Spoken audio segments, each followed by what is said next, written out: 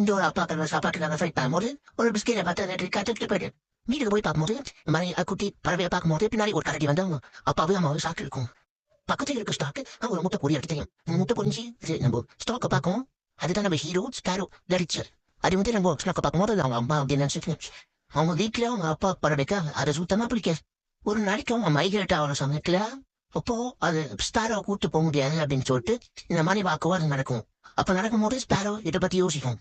ஒரு நைட்டு அந்த ஸ்பேரோவை விட்டுட்டு அவங்க தனியா கிளம்ப அனுப்பிச்சிருக்காங்க. அந்த ஸ்பேரோவை தனியா விட்டுட்டு கிளம்பிப்பாங்க.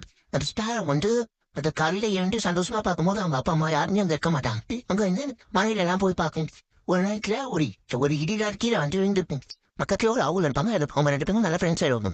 அந்த அவுள் வந்து நிறைய விஷயத்துல காப்பாத்தி ஒரு இடத்துல மேப் போடுறதுக்கு போய் உட்காருவாங்க. அங்க வந்து இங்க இருந்து ஆப்பிரிக்கா வட்டும் மைக்கேஷன் அவத்துக்கு போகலாம் அப்படின்னு சொல்லிட்டு பேசிட்டு கீழே பார்த்தா ஒரு பறவை கூண்டு மாட்டிருக்கும். அந்த பறவையை காப்பாற்ற சொல்லும் போது அந்த பறவையை ரிச்சர் காப்பாற்றுமோ